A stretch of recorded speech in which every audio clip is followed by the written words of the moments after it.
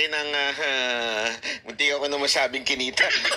Ang laki ng budget ng flood control project ko diyan sa Legazpi. Kaya nga. Tapos gayaan ng Nilamon ng baha. gayaan lamang po ang nangyayaring baha ho dyan.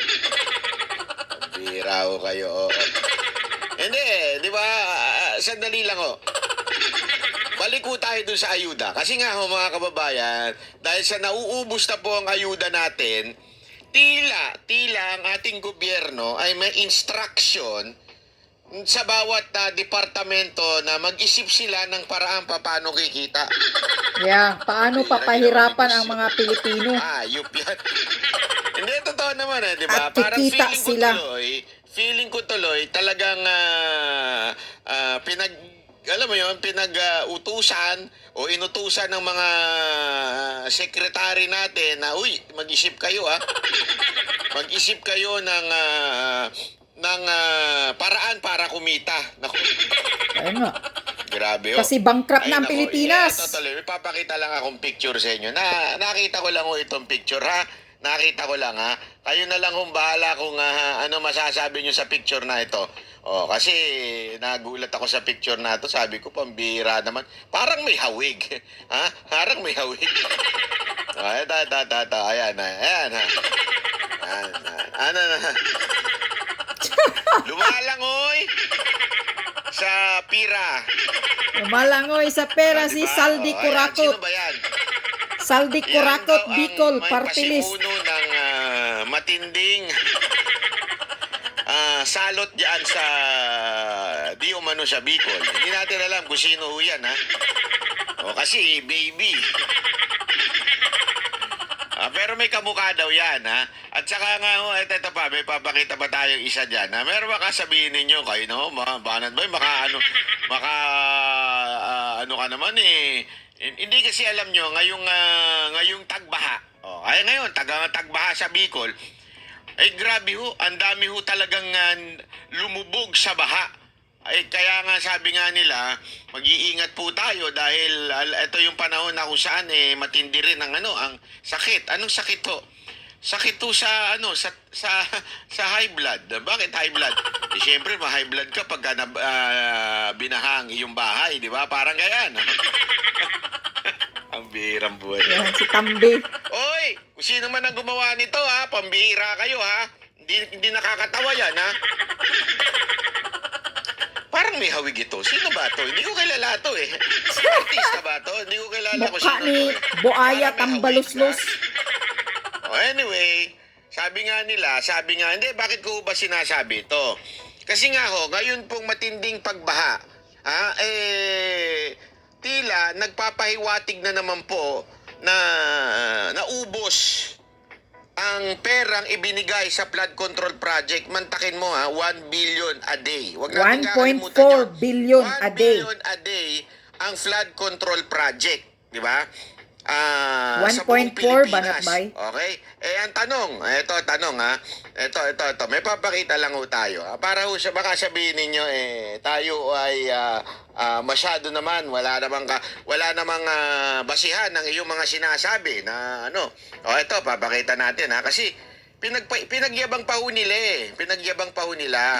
Ito nga, sabi ko nga sa inyo, mabubuking yung mga kababayan natin na mahilig magyabang. Ito, halimbawa nito, pinagyabang ng Philippine News Agency. Ayan, basahin natin ito. Ayan, 100 million structure to offer flood to offer protection. flood protection and east traffic in Legazpi. Ang birang buhay, Pina-fact check. 100 million Binaha dyan sa agad. Legazpi. Pero binabaha pa rin. Yan. Di ba? Ganyan. Alam nyo mga kababayan, ba't ko sinasabi to? Kasi diyan nauubos ang pera ng taong bayan and yet hindi nararamdaman. Correct. Hindi ho natin nararamdaman kung saan ba talaga napupunta. Flood control project, ayuda, nauubos ang pera ng taong bayan. Tama. Akala nung iba, yan po ay galing sa bulsa ng mga politiko, yung pamimigay, yung pag-aayuda, galing sa bulsa nila, kaya nga binoboto ng mga ulul eh. Kaya nga, daming Diba? ulul. Pero ang katunayan po mga kababayan, gumagawa ng paraan ng gobyerno na ito na makakuha ng pera natin. Kung maaalala ninyo, dinivert nila yung pera ng PhilHealth. Di ba? Oh, Hindi natin yun. alam kung saan napunta yung 90 pera ng billion PhilHealth. Kesa nawala ginamit sa sana PhilHealth. sa pagpapagamot sa ating mga kababayan, kinuha nila yung pera ng PhilHealth at nilipat. Kaya Bakit nga. nga, again, nauubos ang pera ng taong bayan dahil sa ayuda at flood control project. Yan. At dahil po dyan, meron na namang naisip ang ating gobyerno. Magaling mag-isip kung paano makabulsa. Ang magsasakripisyo po, walang iba kung hindi tayong mga Pilipino. Correct. Tayo pong mga Pilipino ang magdudusa na naman sa kawalang-yan nila. Gusto ninyo malaman kung ano po yun? Eto, papakita ko sa inyo. Tayo na naman ang magdudusa. Ito. Panoorin mo natin ito ha. Panoorin natin. Pasok. Required nang mag-report sa LTO ang mga nagbenta at bumili ng segunda manong sasakyan. Ang mga hindi susunod, pagmumultahin ng 40,000 pesos. Yan. 40,000 ha? Mantakin mo, 40,000 pesos. Yung mumulta. Multa. Diba? Pag hindi Bakit? sumunod. Paano? Pag hindi ka ho nagsabi sa LTO na binenta mo na. Alam naman po natin, ang dami na nangyari dyan at napakahirap po na yung pupunta ka pa ng LTO, sasabihin mo pa, alam mo yung sagabal na ho sa ating buhay na ang hirap-hirap pumunta, ang traffic, eto ho, at ang haba-haba ng pila. Correct. Dagdag na naman sa Pahirap. tinatawag na red tape. Yes. Nasa frontline ng balitang yan, si Brian Basa. May second-hand ba kayong sasakyan o motor? Nakapangalan ba ito sa inyo o sa una pang may-ari? At alam nyo bang obligado kayong i-report sa Land Transportation Office kung nagbenta o bumili kayo ng second-hand na motor o sasakyan? Yan ang sinasabi ng administrative order ng LTO na inisyo noong August 30. Nakadetalye rito ang mga tungkulin ng seller at buyer ng sasakyan. Ang nagbenta required mag-submit ng official receipt at certificate of registration o ORCR at deed of sale ng sasakyan. Dapat ding magpakita ng ID ng seller at buyer. May 5 araw ang seller para kumpletuhin ang requirements pagkatapos ng bentahan. Habang ang buyer, meron namang 20 working days para maipalipat sa kanyang pangalan ang Alam nyo ba na napakahirap gawin po niyan? Correct. Ako kasi, sa totoo lang, meron ho tayong binili na second hand. Pinalipat ko ho sa akin yung pangalan. Alam nyo, napakahirap po gawin yan. Wala akong problema sana eh. Alam mo sa Pilipinas, kasi sa ibang bansa, ang dali naman sumunod eh. Yes, Diba? tama Ang ka. dali hong sumunod sa patakaran ng ibang bansa. Alam mo kung bakit? Kasi madali yung proseso. Dali, yeah. Hindi ka yung mahihirapan, hindi ka magpipila-pila. Sandali. So, Banat Bay, sinasabi mo ba na tayo ay hindi yung handang magsakripisyo? Hindi ho sa ganun. Mga kababayan, sa bawat trabahante na mag-asikaso ng dokumento, kailangan po siya mag-absent. Tama. Sa bawat Pilipinong mag-aayos po, kailangan nun siyang, kasi tanda natin, office hours po yan. So, ibig sabihin, sagabal po yan sa kanilang trabaho. Exactly. Talagang marami po dyan mag-absent. nagtatrabaho na arawan. Yeah, correct. Marami po dyan sa ating mga kababayan, pag walang trabaho, walang chicha. At marami po sa kababayan natin na tinatawag na isang kahig, isang tuka. Pag hindi nagtrabaho, walang chicha, walang pagkain. Napakahirap po para magpapalit ka ng ganyan. Sa madaling salita, ngayon nga, nawala pa yung restriction na yan, o wala pa yung batas na yan. Ibig sabihin, yung itong nakaraang mga buwan, napakahirap na ang gawin. Napakabusisi na. Kailangan ka pa pumunta sa kung saan saang ahensya ng gobyerno. Red tape eh. Ang daming pipilahan. Minsan, kailangan mo pa maglagay. Diyan na ang korupsyon, pumapasok. Mahihirapan ka pa. Maglagay Kasi ka nga, na, under the para table. maglagay ka. Yeah. So sagabal sobra. Tapos ngayon, gagawin pa nila yan kahit hindi pa handa ang sistema. Yeah, wala pa nga. Napakinggan ko nga yung interview Pilipinas, naku. ni Wala Ted Filon. talaga. Ang haba lang kasi. doon sa LTO chip. Alam mo, kahit yung LTO chip, ang Walang dami alam. hindi alam. Yeah. Bakit Sabi pa ko, umupong ba't ka LTO nag-LTO chip? chip? Visit ka, lumayas ka dyan, wala kang alam. Ang dami niya kung hindi masagot na tanong. Sabi niya, pag-aaralan namin yan. Oh, yan, parang si Bangag. batas ka na. May Laging pag-aralan. administrative order ka na. Hindi mo alam? Correct. Pambihira ka naman. Dude. Puro pag-aralan. What's happening? Nagbibigay kayo ng order, nahihirapan ba kayong nung implementation kung paano? Ang dami kasing tanong ni ni Ted Filon. Paano kung hindi mo na mahagilap? Paano kung ganito? Paano yung sa buy and sell? Alam mo, sagot lagi nung chief, pag-aaralan natin. Sabi ko, sandali. Anong pag-aaralan? May batas ka ng ginawa. Pambihira kayo. Kaya nga, alam mo mga kababayan, hindi ho ito maliit na bagay.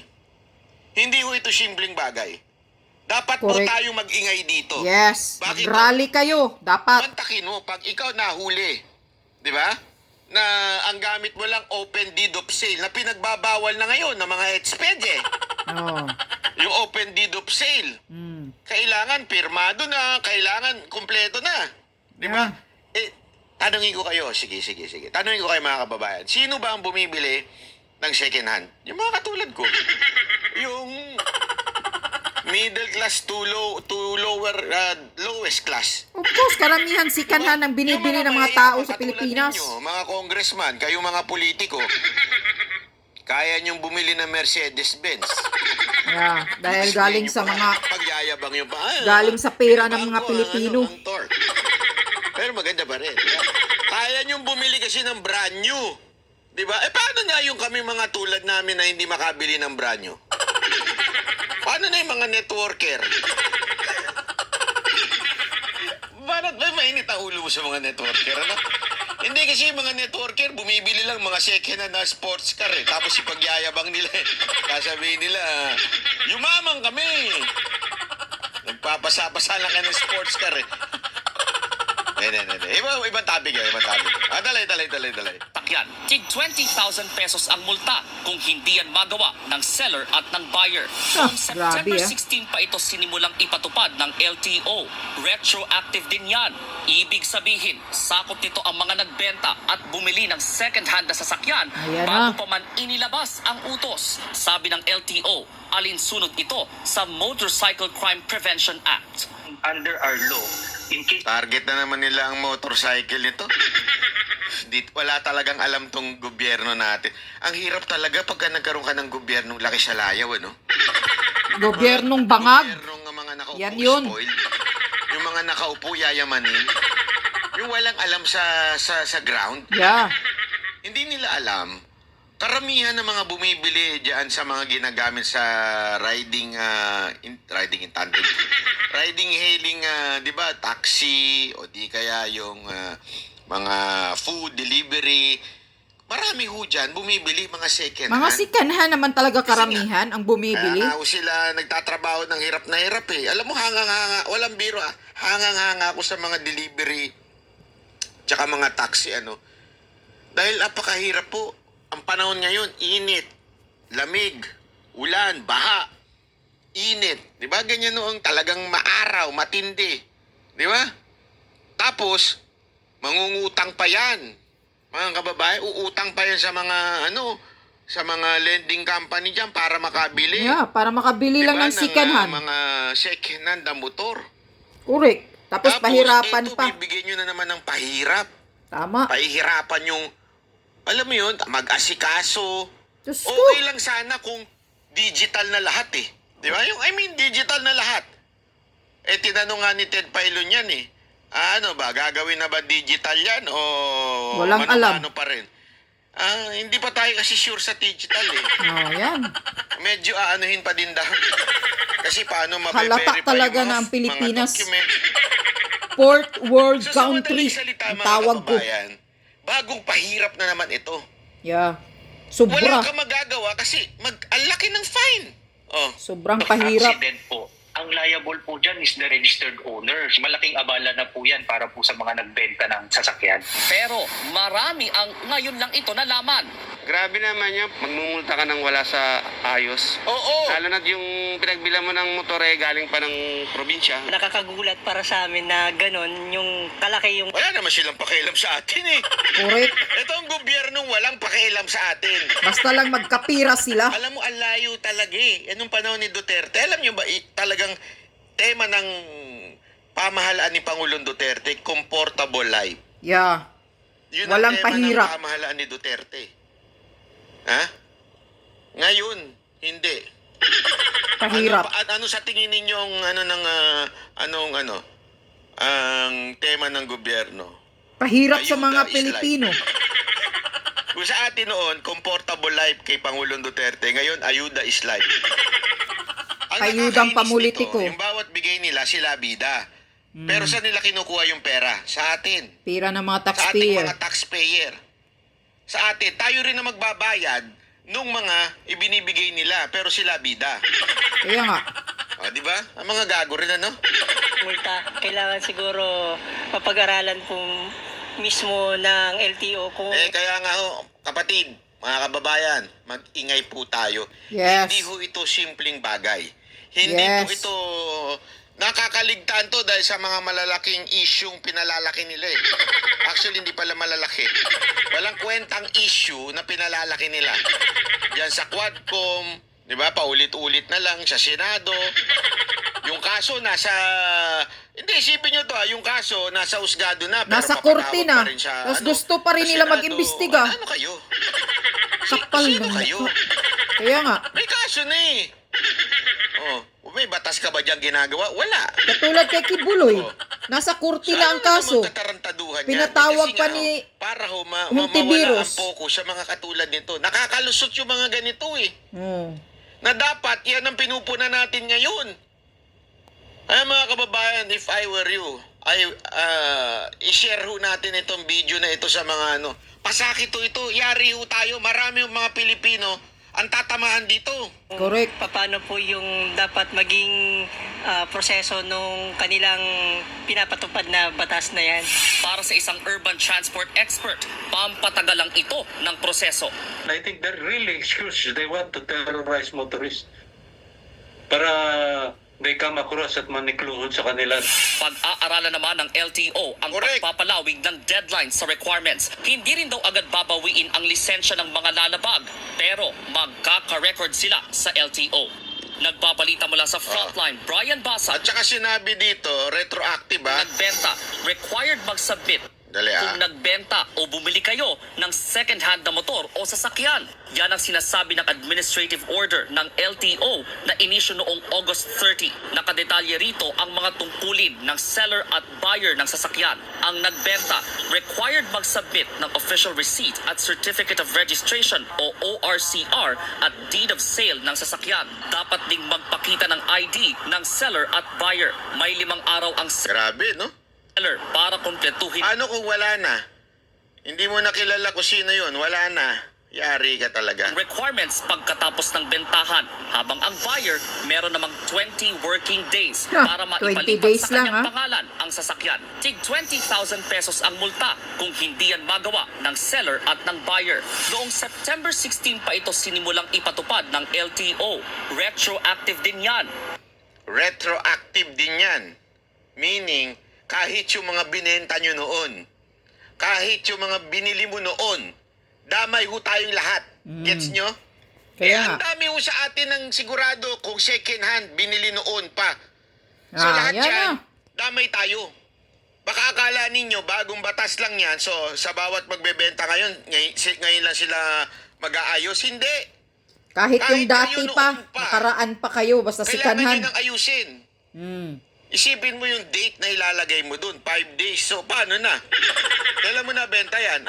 2020. Oh. Okay. So, lagpas ka na sa 5 days. Oo, lagpas ka na sa 20 days. Yung sino po na, opo. Di penalty ka. Remember, it's retroactive Sabi ng News 5. Unless fake news ang News 5.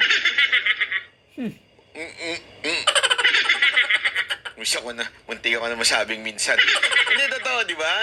Totoo naman eh. Ano sa tingin ninyo? Yari ho talaga tayo. Retroactive ito. So yeah. marami sa atin ang nakapagbenta ng sasakyan na hindi nyo na natin naaalala kung sino yung bumili. 'Di ba? At maaring yung bumili na yon hindi na natin mahagilap. Correct. Pag nagbenta ka dito, kailangan mo yung ID nun eh. Yeah. So paano na yun? Ang sagot ng LTO, di rin pag-uusapan pa nila. Sila ang gustong mag-ano ng batas nito pero sila wala ding alam. You know what? The Diyos ko. reason kaya nila ginagawa ito, kasi para doon sa hindi managot yung taong ginamit yun sa kanyang sasakyan sa krimen na naibenta niya na. Okay? Halimbawa, may binenta kang sasakyan. Kunwari ako, nagbenta ako ng Porsche. O nagbenta ako ng ng Ferrari. Anyway, yan lang. So ngayon, retroactive daw yan, sabi ng News 5 ngayon na nagbabalita. So meaning to say, mga taong bayan, kung bumili kayo ng second-hand na sasakyan at motorbike noon, mga ilang taong nakaraan, ay kasali pa rin kayo dito sa batas na to na gagawin ng LTO. Kaya kailangan ninyo ipa-registered yung mga sasakyan ninyo. Kukuha kayo ng ID sa binilihan ninyo ng sasakyan. At ang dami pang tambaluslos, dami pang kaluskos na gagawin nyo sa paggawa dito para lang ma-registered nyo yung sasakyan ninyong second hand. So, gusto nyo ba ito, mga taong bayan? Yung mga nakabili ng second hand, gusto nyo ba ito, itong batas na gagawin ngayon ng LTO? Kaya kung ayaw nyo, kasi dagdag pahirap na naman ito sa inyo. Ang problema sa Pilipinas na number 1, pinakakontra ko talagang magproseso sa government na mga agency. Kahit na yung paggawa ng mga ID, ng mga hinayupak, ang pinakakontra ko sa Pilipinas dahil mahaba ang pila, mahina ang mga magtrabaho, ang tagal ng proseso, pahihirapan tayo ng mga requirements, kung ano-anong hihingiin ng mga requirements. Yan ang nakakagigil. Tapos matagal ang resulta. Matagal ang resulta ng proseso kung ano pa. Hindi katulad sa ibang bansa na hindi marami yung mga requirements. Kailangan lang ng ID, ORCR, ID mo lang. Kailangan yung mga record mo ng mga engine mo sa sasakyan mo. Mabilis silang kumilos. Mabilis ang proseso. Hindi matagal. Agad-agad on the spot, half day o ilang oras, tapos na. Kuha mo na. Ang Pilipinas, kumpara mo ang Pilipinas, naku po! Kung mayroon pang fourth world country, Pilipinas na yan. Gabang mga agency ng Pilipinas talaga. Kaya yon ang pinagyayabang ni Bangag noon, Marcos Jr., nagagawin niyang Singapore ang Pilipinas. Ang kapal ng mukha mo, no? Ang galing mo talagang magbudol ng tao, kaya ka binuto siguro. Tang-ina. Kaya kayo, mga nakabili ng mga second hand na mga Pilipino dyan, mag-ingay talaga kayo. Magwilga kayo sa LTO na hindi gagawin ito. Imagine 40,000 ang multa. Ang buyer at ang seller. Multahan ka pag hindi mo ito matupad. Susuway ka. Hindi ba ito dagdag pahirap sa inyo? Na pagpupunta kayo ng LTO, grabe ang pila, grabe ang tao, tapos ang proseso mahina, tapos ang resulta hintayin nyo pa ng siguro ilang buwan? Naku, dito na papasok ang red tape, dito na papasok ang mga korupsyon, dito na papasok ang mga under the table, di ba? Magkapira na sila dito dahil, siyempre palakasan system na yun. Kilala ko si chairman, kilala ko si manager, kilala ko si NBI. Ikaw na, pwede ba bigyan kita ng 100,000, 50,000, ikaw nang maglakad ng proseso ko doon sa LTO para naman mabilis. Ayan. Dito na papasok ang mga kawatan. Nakakagigil. Ito talagang administrasyon talaga ni Bangag Jr. Puro talaga pahirap sa mga Pilipino. Wala talaga siyang ginagawa para na mararanasan ng mga ordinaryong Pilipino na komportable yung buhay nila, hindi sila mahihirapan, tulad ng ginagawa ni PRRD noon, di ba? Tulad ng ginagawa ni PRRD na yung mga, katulad yung mga OFW na ginawa niyang isang building lang lahat. Kung anong i-process mo, mga documents mo, nasa isang building lang. Hindi katulad noon na pumunta ka pa doon, sakay ka na naman ng jeep para punta sa kabilang building, kung ano na naman ang iproseso mo bago ka makapag-abroad. Pero pag upo ni PRRD, ginawa niyang komportable na mabilis ang proseso, andyan na lahat, one stop. Andyan na lahat ang mga opisina na gagawin mo sa pag-process mo ng documents. Itong panahon ngayon ni Marcos Jr., puro pahirap. Puro pangwarta. Tang ina talagang Pilipinas, tang inang gobyerno talaga to, walang kwinta.